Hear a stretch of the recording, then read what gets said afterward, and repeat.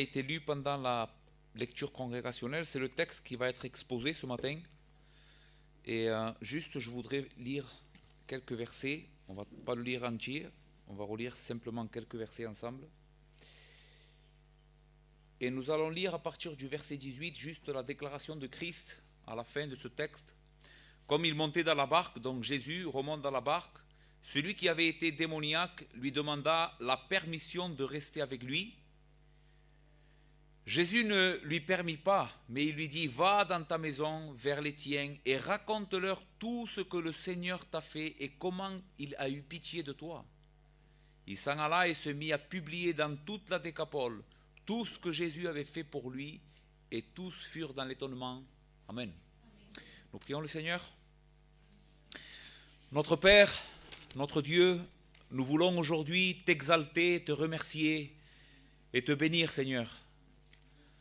Parce que nous qui étions dans les ténèbres, Seigneur, nous marchions selon la vanité de nos pensées, nous étions perdus, éloignés, Seigneur, de tes promesses, du salut, de la vie, de la vérité, Seigneur. Nous n'étions pas meilleurs que ceux qui sont dans le monde. Ô Seigneur, toi tu as eu miséricorde de nous. Et tu es venu dans nos ténèbres pour nous sortir de notre misère. Tu nous as donné la vie éternelle. Seigneur, tu as illuminé nos cœurs par ta vérité. Et aujourd'hui, nous voici devant toi, ton peuple. Nous nous réunissons ici aujourd'hui pour t'adorer, te remercier. Mais nous voulons aussi proclamer la vérité que ton Fils est le Sauveur. Amen. Que seulement lui possède l'autorité et la puissance de donner la vie spirituelle. Père, nous te prions aujourd'hui que tu puisses venir au milieu de nous. Ô Seigneur, nous savons que le salut ne dépend pas de la force de l'homme. Seigneur, je sais que je ne peux rien faire pour sauver ceux qui sont là aujourd'hui. Mais je veux prêcher ta vérité. Seigneur, et j'espère dans ton amour et ta compassion et dans la puissance de ton esprit que tu puisses venir donner la vie à ceux qui en ont besoin. Ô Seigneur, glorifie-toi, glorifie ton Fils. Amen. Frères, cette histoire que nous avons lue tout à l'heure, vraiment est une histoire qui nous raconte et qui nous démontre l'amour de Dieu pour les hommes. Et comment est-ce que Dieu possède un cœur rempli de miséricorde et il désire à tout prix sauver les hommes de leurs péchés. Mes frères, quelle est la réelle nécessité des hommes? Quelle est-elle? Qu'est-ce que nous enseigne la Bible? De quoi l'homme a réellement besoin?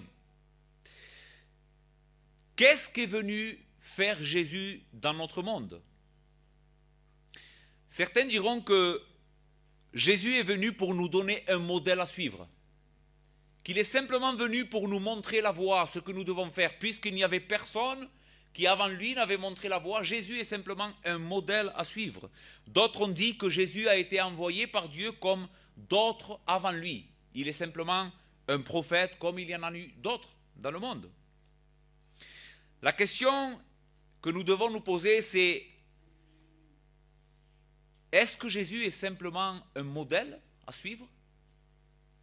Est-ce que Jésus est une voie parmi tant d'autres qui nous enseignent une vérité concernant Dieu et notre condition? Ou est-ce que notre besoin est beaucoup plus profond? Est-ce que notre besoin est beaucoup plus grand que simplement avoir besoin d'un modèle? J'espère vous convaincre de cette vérité ce matin. L'Évangile ne te propose pas une voie parmi tant d'autres à suivre par ta moralité, à devenir quelqu'un de meilleur pour que Dieu te sauve. C'est pas ça l'Évangile. L'Évangile, c'est la puissance de Dieu qui s'est déversée sur une humanité perdue, une humanité complètement défaite. Nous allons le voir au travers de la situation de cet homme. Sous l'emprise de Satan, Dieu a déversé sa puissance dans la personne de son Fils pour venir sauver des pécheurs perdus, sans espoir. C'est ça l'Évangile.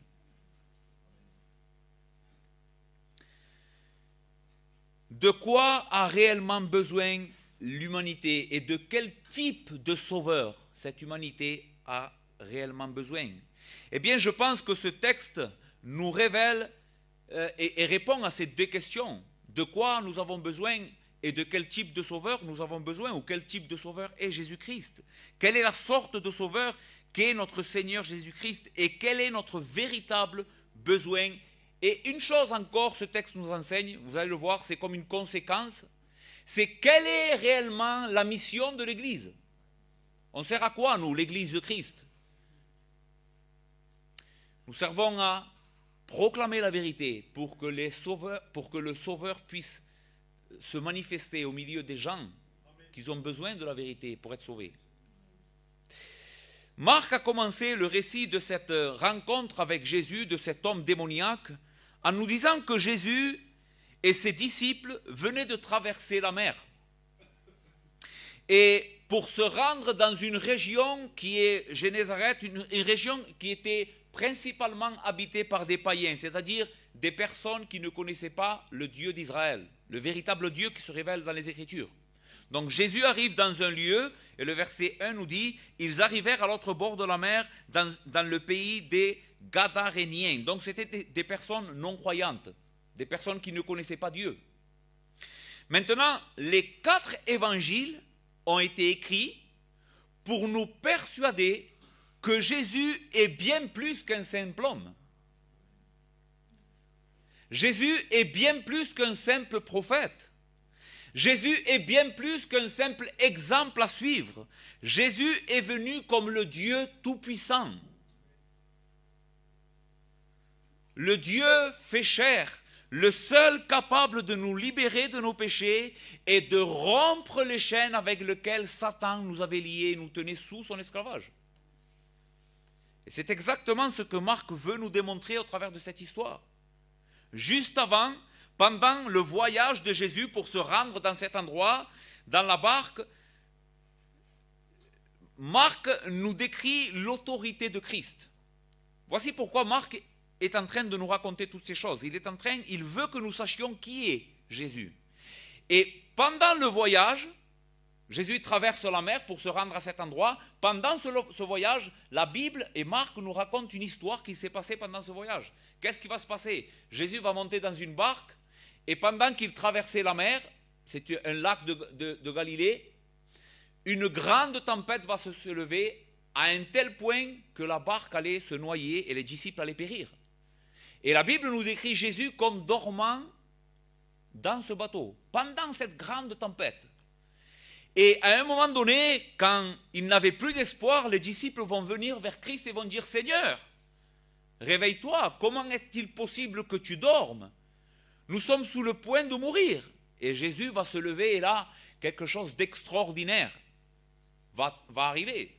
Jésus va parler à la mer et au vent, et la mer et le vent vont se taire, vont obéir à la voix du Fils éternel de Dieu. Il est écrit dans l'évangile de Luc, de Marc, pardon, au verset 39 du chapitre 4, s'étant réveillé, il menaça le vent et dit à la mer, silence, tais-toi, et le vent cessa et il y eut grand calme. Puis il leur dit, pourquoi avez-vous ainsi peur? Comment n'avez-vous point de foi? Ils furent saisis d'une grande frayeur et ils se dirent les uns les autres, quel est donc celui-ci à qui obéissent même le vent et la mer? Cette parole est très importante. Quel est donc celui-ci? Quand les disciples disent, quel est donc celui-ci? Leur pensée est celle-ci. Quel est ce type d'homme? Quelle est cette sorte d'autorité? On n'a jamais vu ça. Qu'un homme puisse parler à la mer et au vent et que la mer et le vent lui obéissent. Ainsi, après nous avoir parlé de l'autorité de Christ sur les éléments déchaînés de la nature et comment Christ seul possède une parole capable de faire obéir le vent et la mer et de dompter les éléments, Marc maintenant veut nous démontrer que Jésus est aussi capable et possède une pleine autorité au-dessus de toutes les dominations spirituelles. Jésus possède pleine autorité sur Satan et ses démons, et que lui seul est capable de nous libérer de cette emprise pour rendre à l'humanité la dignité, l'honneur et la paix que nous avons perdus depuis le jardin d'Éden. Depuis le jour où l'homme a péché, l'homme est maintenant esclave de Satan. Il n'est plus un homme digne. Mais Christ est venu pour rendre la dignité aux hommes, pour rendre la paix et donner la vie véritable. Ce qui nous conduit à notre premier point, la rencontre de Jésus avec un homme qui avait besoin de libération. Verset 2. Aussitôt que Jésus fut hors de la barque, il vint au-devant de lui un homme sortant des sépulcres et possédé d'un esprit impur.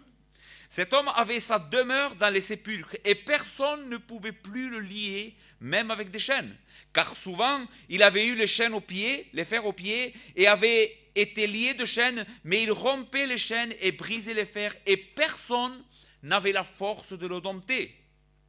Il était sans cesse, nuit et jour dans les sépulcres, et sur les montagnes, criant et se meurtrissant avec des pierres. Qui était cet homme ? Et vraiment, pendant que je méditais ce texte, mon cœur s'est rempli de miséricorde et de compassion pour lui. J'ai eu pitié de cet homme. Alors imaginez-vous, si moi j'ai eu pitié de cet homme, comment Christ n'a pas eu pitié de lui, lui qui avait un cœur parfait, un cœur rempli de miséricorde. Donc nous allons répondre à 3 questions. Qui était cet homme? Quelle était sa condition? Et comment s'est-il trouvé dans cette condition? Comment est-ce que cet homme s'est retrouvé dans une telle condition? Au sujet de qui il était, nous n'avons pas beaucoup d'informations. Le texte ne nous dit pas grand-chose au sujet de qui il était, mais une chose est sûre, c'est que c'était un homme qui habitait cette région où Jésus va débarquer. Pourquoi? Parce que les personnes qui étaient autour de lui avaient essayé de l'aider et n'avaient pas pu y arriver. Nous imaginons peut-être que c'était sa famille, ses amis, qui avaient essayé de l'aider en le liant, en essayant de le contrôler. Mais cet homme est décrit ici comme incontrôlable, avec une force surhumaine. Vous vous imaginez, le texte dit qu'il avait été souvent attaché avec des chaînes et des fers aux pieds, et à main nue, il brisait les chaînes. Et il se libérait de ces liens. Ceci n'est pas normal. La condition spirituelle de cet homme était tellement catastrophique que même sa famille et ses amis avaient abandonné l'espoir qu'un jour cet homme redevienne quelqu'un de normal. Il était même devenu un danger pour sa famille et la population de cet endroit. Dans l'évangile de Matthieu, qui nous décrit, Matthieu, Luc et Marc racontent la même histoire, Matthieu nous donne un petit détail qui est intéressant au chapitre 8, verset 28. Lorsqu'il fut à l'autre bord, dans le pays des Gadaréniens, 2 démoniaques.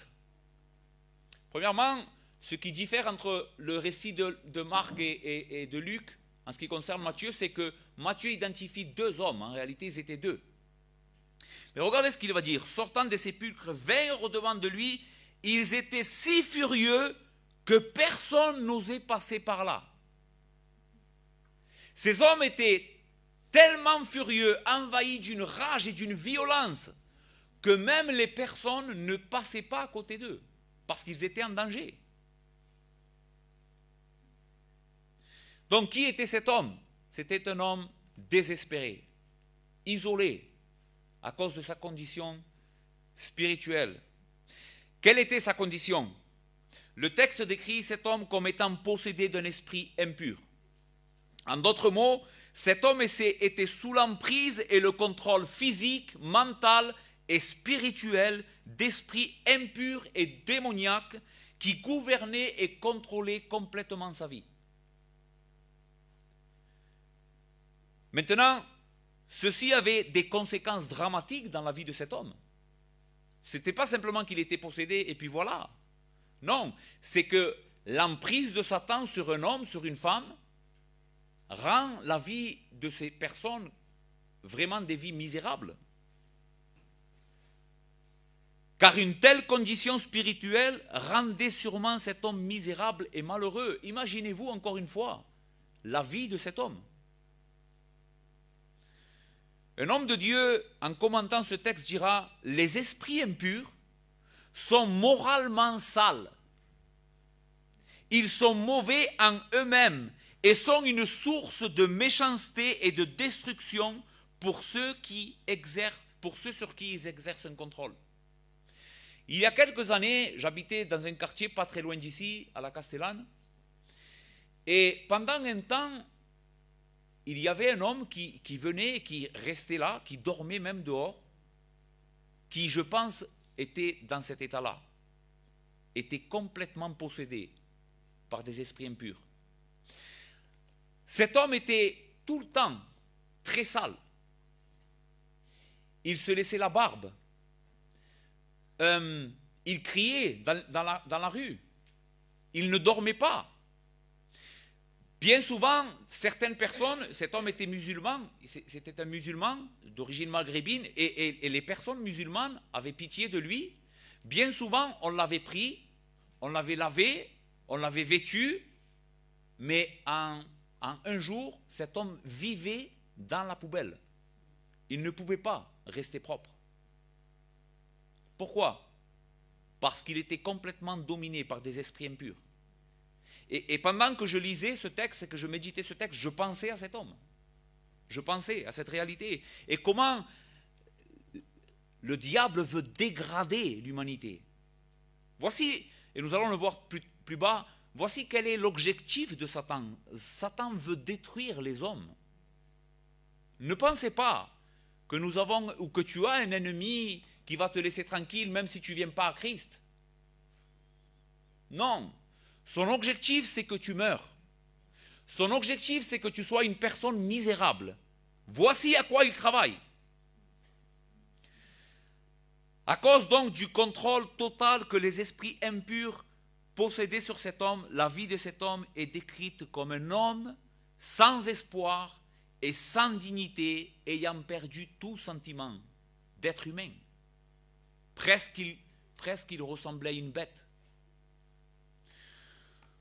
Au verset 3, il nous est décrit comme vivant dans les sépulcres, vivant dans un lieu où on déposait des cadavres.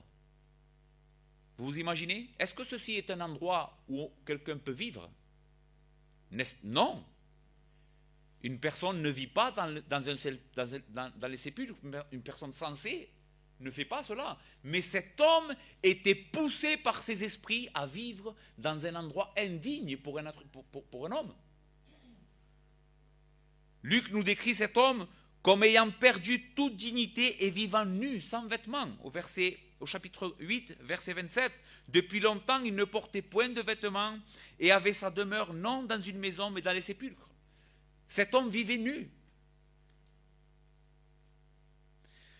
Au verset 3 et 4, le texte aussi décrit cet homme comme un homme rempli de violence, dangereux, ce qui l'isolait totalement de toute relation avec d'autres personnes.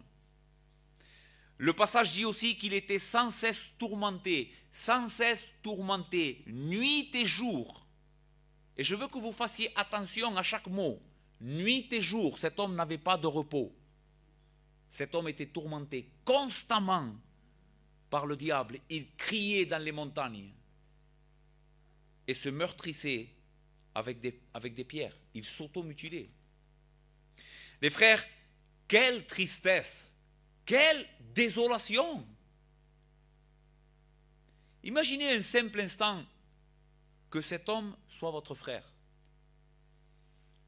Imaginez que cet homme-là, que je viens de décrire, ou que la Bible décrit, soit votre frère de sang, et que vous puissiez le voir chaque jour, vivre dans cette condition. Que ce soit votre papa. Quel état de cœur serait le vôtre?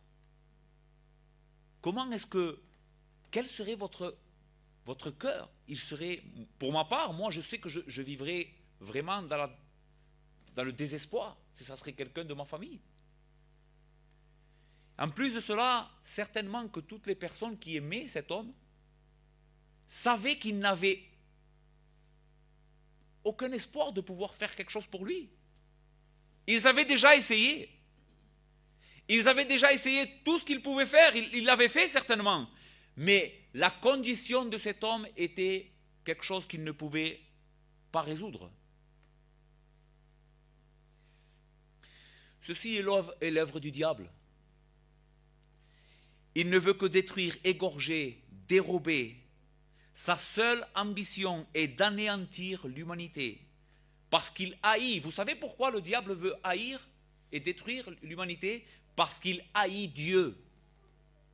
Il est de tout son cœur le Dieu véritable qui a créé toutes choses. Et il est l'humanité, il est les hommes et les femmes, parce que les hommes et les femmes sont porteurs de l'image de Dieu. C'est pour ça qu'il nous est. De cette manière-là, qu'il est en colère. Et sa seule ambition, c'est de nous détruire. Et de réduire, de déformer l'image de Dieu dans l'homme. Vous savez pourquoi les hommes se noient dans le péché et deviennent des personnes indignes? Parce que le diable veut enlever toute image de Dieu, toute image de sainteté, de dignité, d'honneur. Tout cela, c'est l'image de Dieu dans l'homme. Mais le péché dégrade l'homme parce qu'il veut effacer l'image de Dieu dans l'homme. Oui, l'homme porte l'image de Dieu et c'est à cause de cela que le diable fera tout son possible pour essayer de détruire et de déformer cette image. Mais j'ai une extraordinaire bonne nouvelle.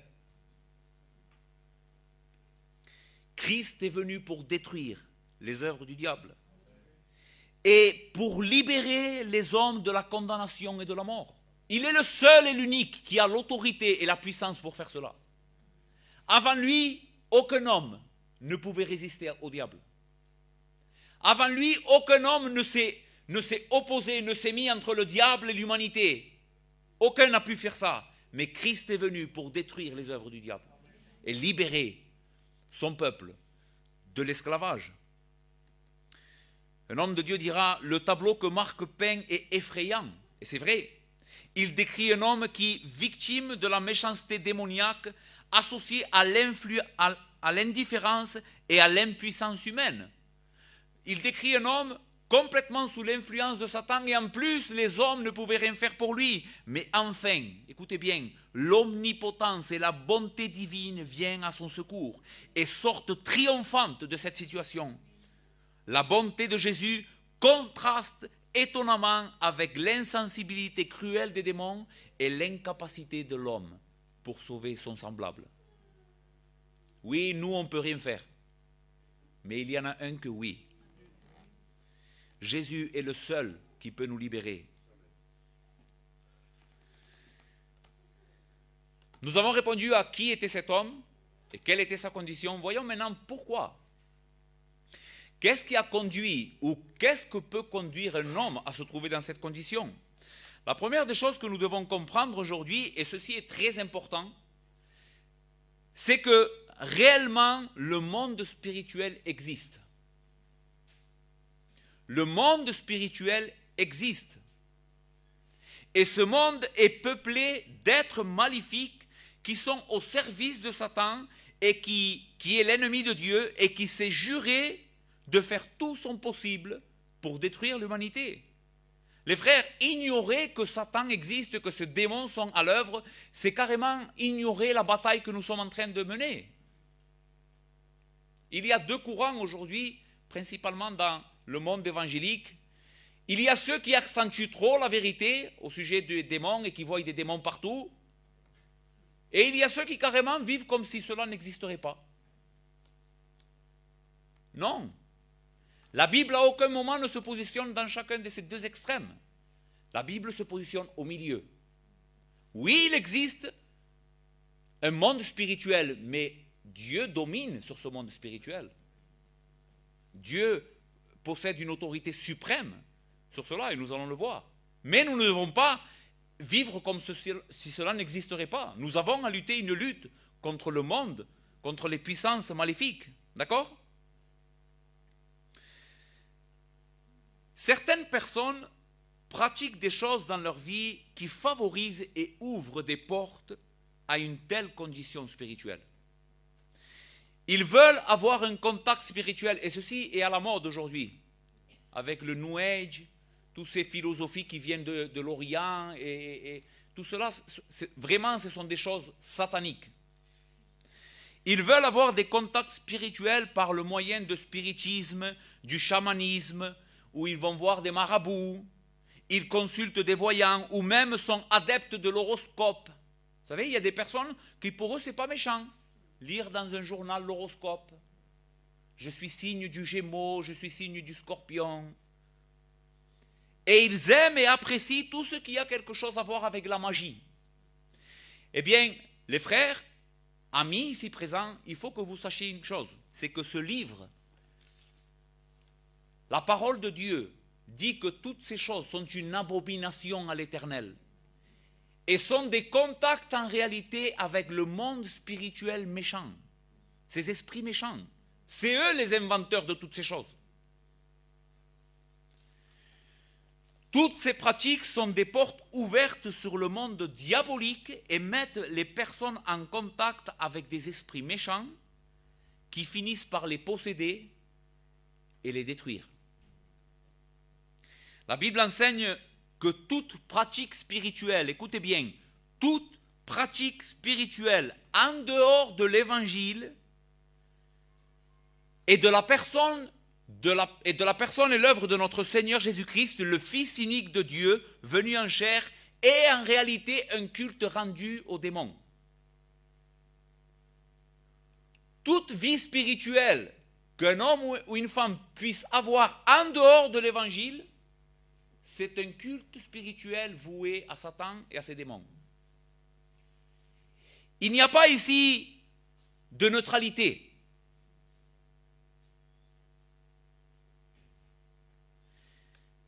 Il n'y a pas ici trois royaumes. Le royaume de Dieu, le royaume des ténèbres et un royaume neutre au milieu.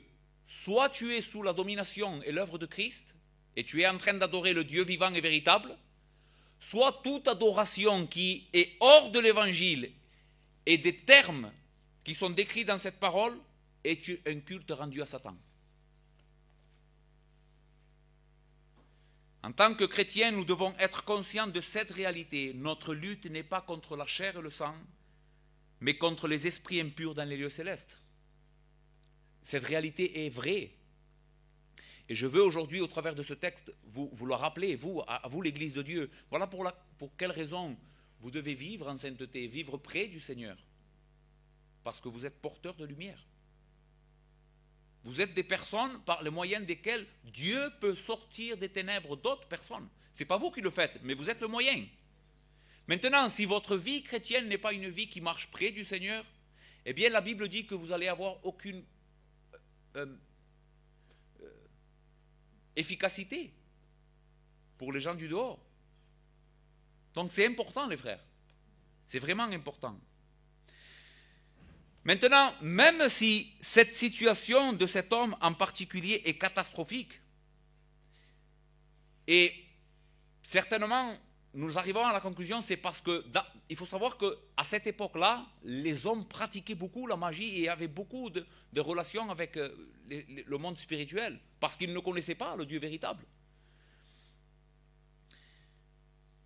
Nous sommes, nous aussi, chacun d'entre nous, même si nous ne pratiquons pas ouvertement, ou que nous n'avons pas pratiqué ouvertement ces choses spirituelles mauvaises, nous sommes, nous aussi, chacun d'entre nous, ce matin dans cette pièce, concernés par ce texte.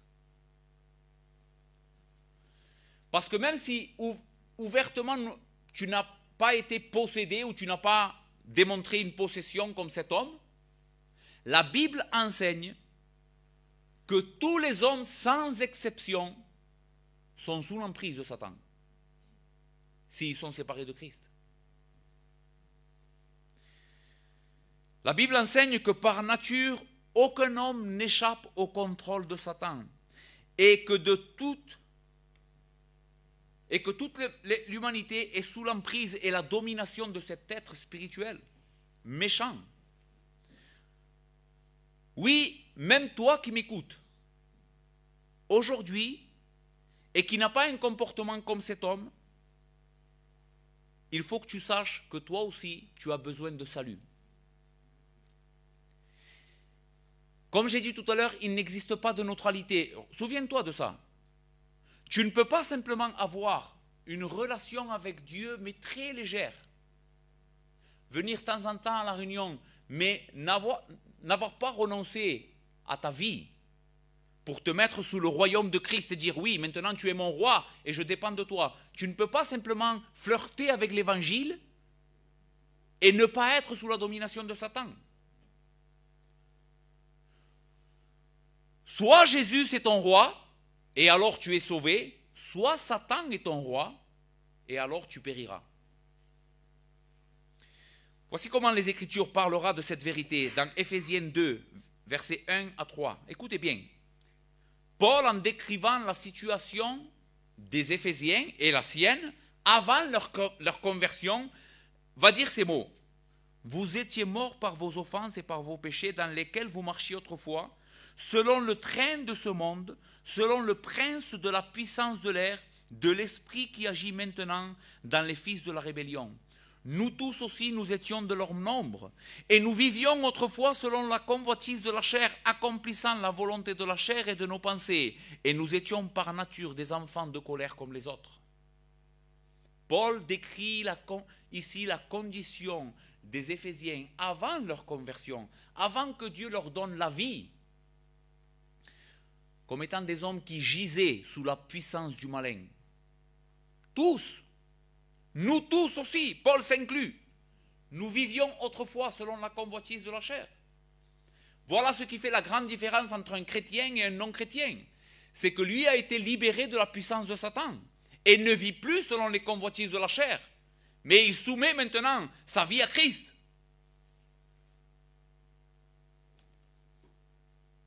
Donc nous avons vu dans notre passage qui était cet homme et quelle était sa condition.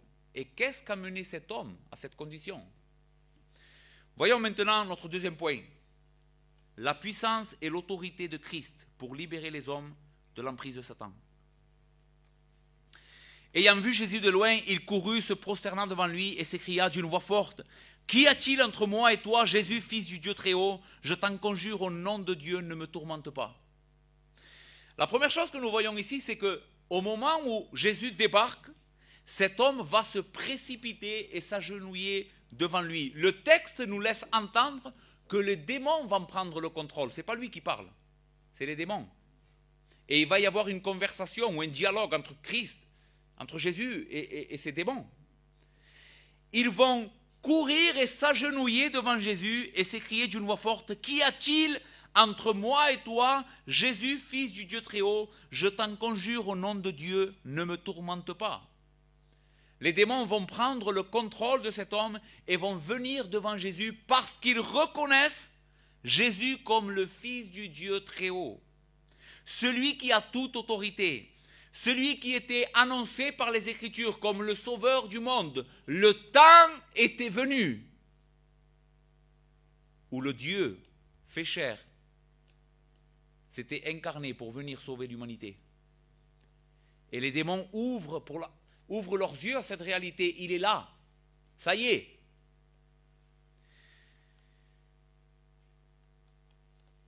Et ils vont dire, ne me tourmente pas.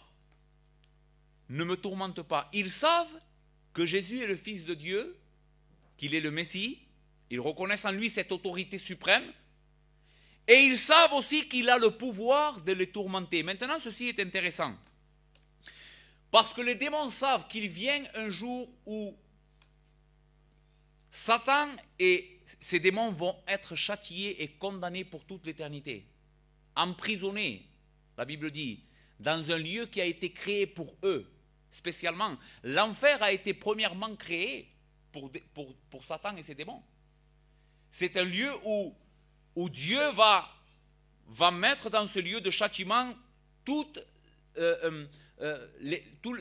la création angélique qui a été déchue, qui s'est rebellée contre Dieu.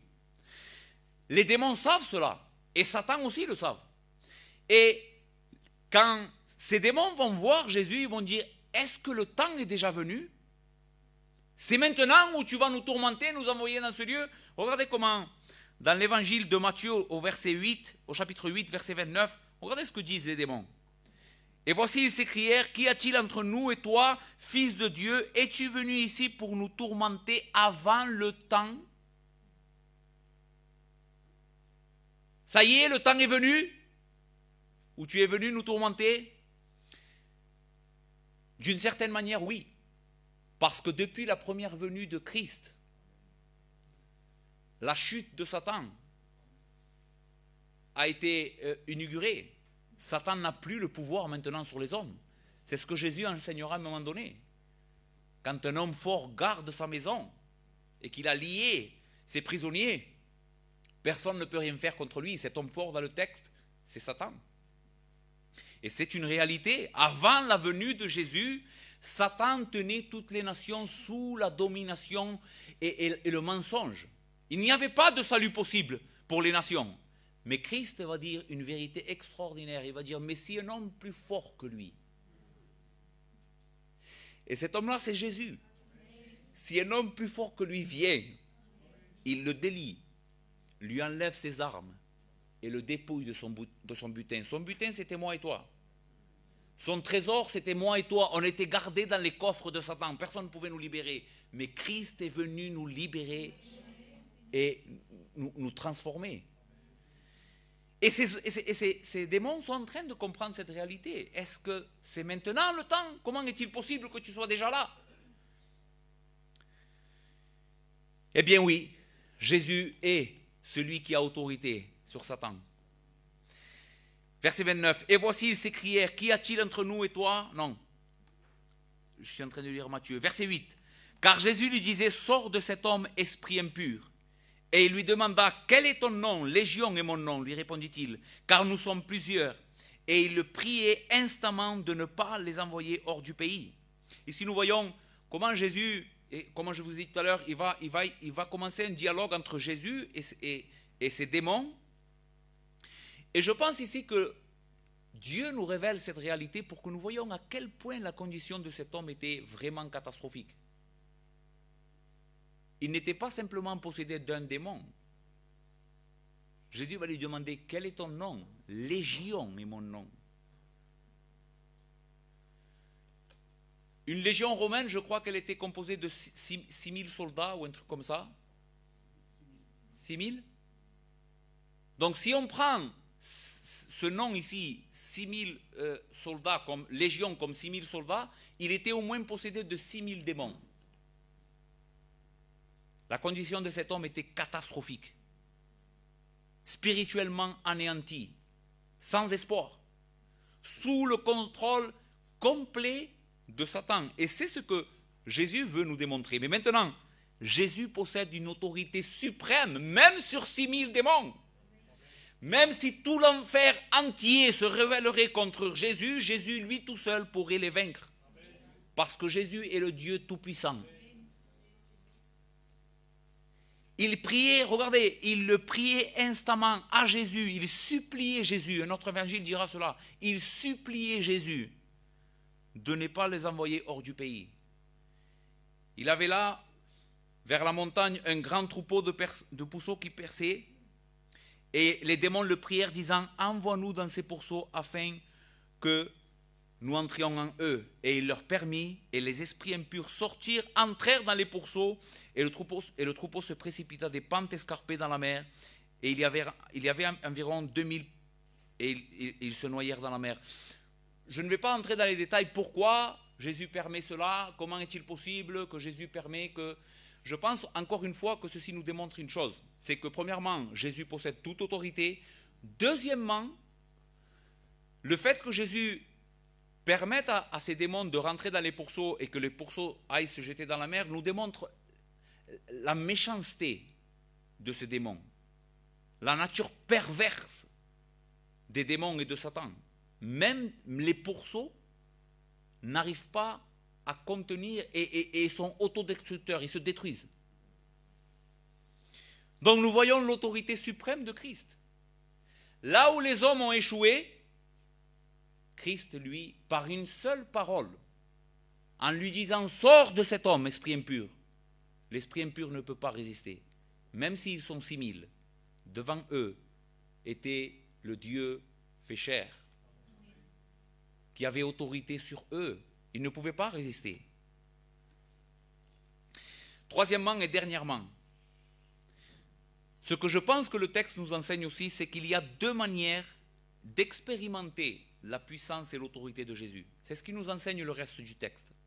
Donc Jésus va libérer cet homme, et cet homme va avoir une réaction à l'autorité de Christ et la puissance de Christ manifestée, et d'autres hommes qui étaient là et qui ont vu de leurs yeux cette autorité, cette puissance, vont avoir une autre réaction.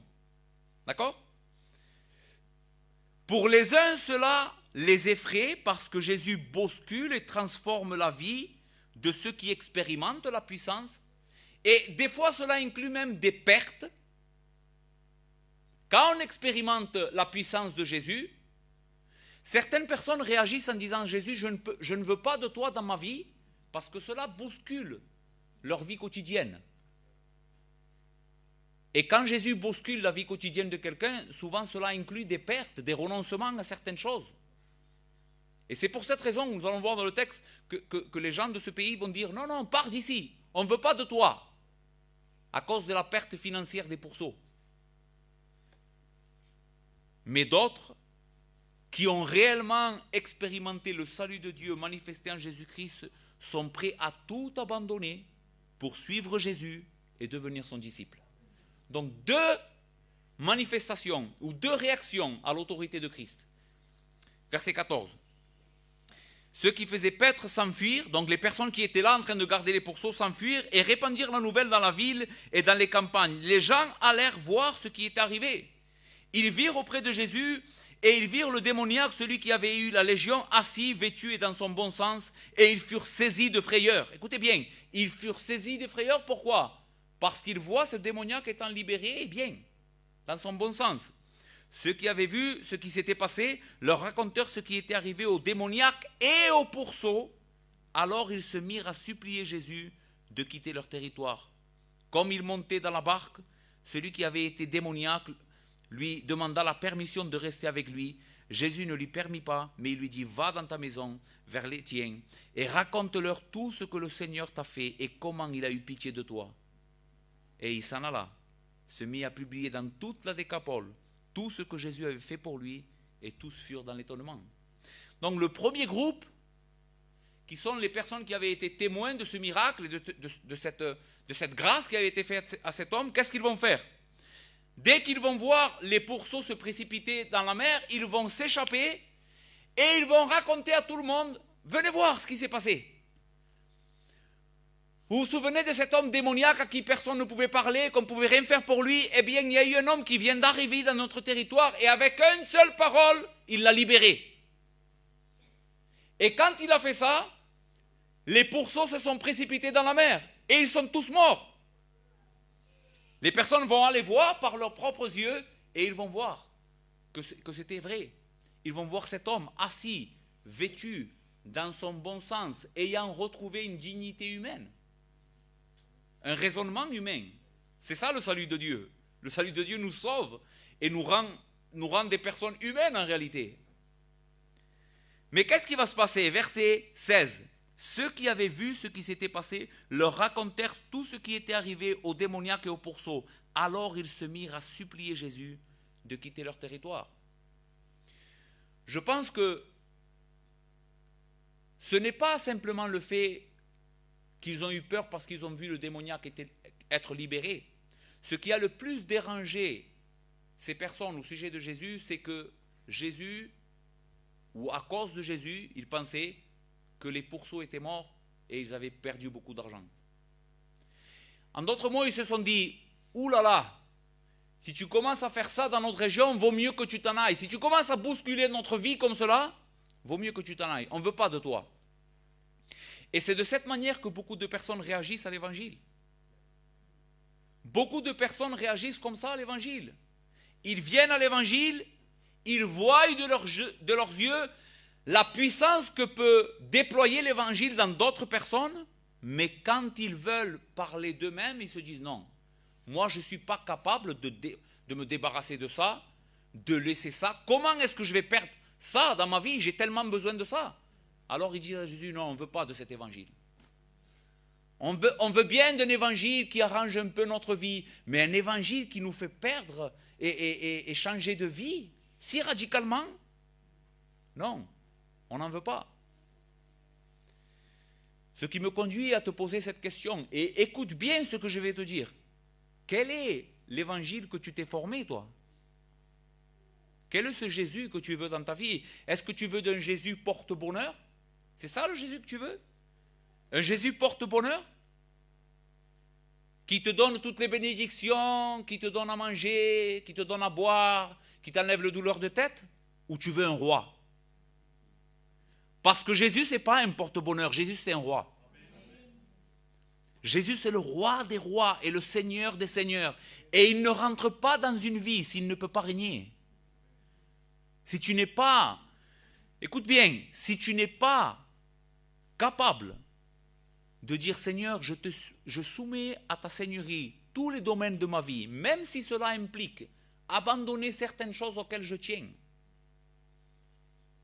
Si ce n'est pas ça ta conversion, alors tu n'es pas converti. Cela ne veut pas dire que Jésus ne veut pas que tu gagnes de l'argent. Cela ne veut pas dire que Jésus ne veut pas que tu sois bien. Ce n'est pas ça. Mais ceci nous démontre un état de cœur en réalité. Quelle est notre approche avec l'évangile? À l'opposé, nous voyons l'exemple du démoniaque qui a été libéré, qui lui a expérimenté réellement le salut de Dieu.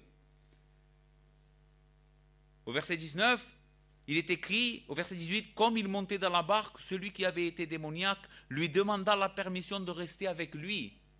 Il voulait partir avec Jésus et devenir son disciple. À cause de ce que Jésus avait fait, pourtant il ne le connaissait pas. Il venait juste de le rencontrer. Mais la manifestation de la gloire de Dieu, ce que Christ avait fait dans sa vie, était suffisant pour dire Seigneur, j'abandonne tout ce que j'ai ici pour te suivre toi. Maintenant je suis à toi, fais ce que tu veux avec moi. Et ceci est une preuve de la réelle conversion et d'une réelle compréhension de l'évangile. L'évangile, c'est se soumettre à la seigneurie de Christ. Jésus ne lui permit pas, parce que Jésus avait d'autres plans pour lui. Mais cet homme va devenir un réel témoin. Au verset 20, il s'en alla et se mit à publier dans toute la Décapole tout ce que Jésus avait fait pour lui. Et ils furent dans l'étonnement. Il y a un détail dans notre texte que je ne veux pas passer inaperçu, c'est que Jésus va dire à cet homme, non, tu ne peux pas venir avec moi, mais va et raconte tout ce que le Seigneur a fait pour toi. Maintenant, qui est le Seigneur dans les paroles de Christ? C'est Dieu. Va et raconte tout ce que le Seigneur a fait pour toi. Mais Marc dit, il s'en alla et se mit à publier dans toute la Décapole tout ce que Jésus avait fait pour lui. Ici, même si c'est subtil, il y a une déclaration de la divinité de Christ. Le Seigneur qui avait libéré cet homme et que Jésus dit, va et publie ce que le Seigneur, la miséricorde que le Seigneur a eu pour toi. Ce Seigneur, c'était lui-même. C'était Christ. Donc, permettez-moi de faire quelques applications et nous avons terminé. La première application, ça sera pour l'Église, ou les premières applications, je me dédie au peuple de Dieu. Qu'est-ce que nous apprenons, nous, ce matin, au travers de ce texte? Comment ce texte devrait nous changer, nous, en tant qu'Église ou enfants de Dieu, chrétiens déjà sauvés? Ce texte nous enseigne, en premier lieu,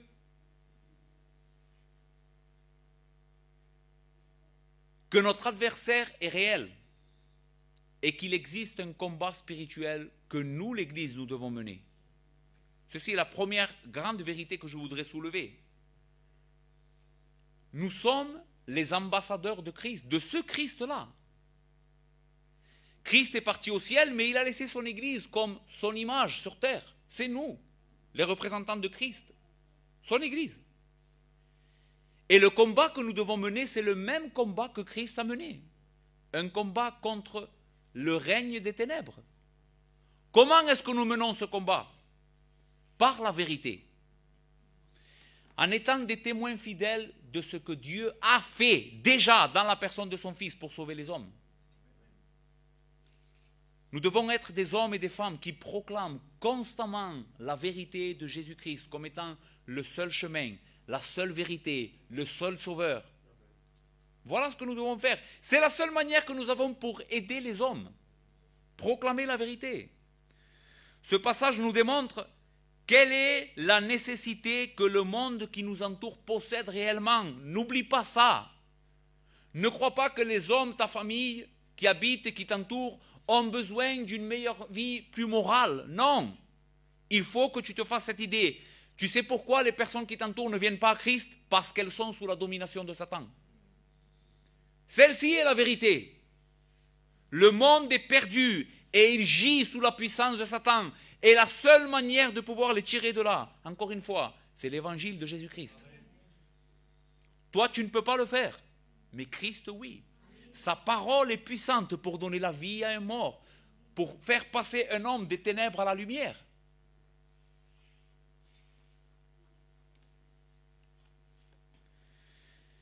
Ensuite, je voudrais me dédier à vous, qui peut-être ne croyez pas ou n'êtes pas encore compromis et n'avez pas mis votre confiance dans la personne de Jésus.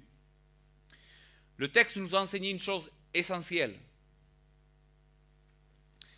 Soyez attentifs, s'il vous plaît. C'est que ta situation est bien pire. Si tu n'es pas en Christ, écoute bien, s'il te plaît. Ta situation est bien pire que ce que tu imagines.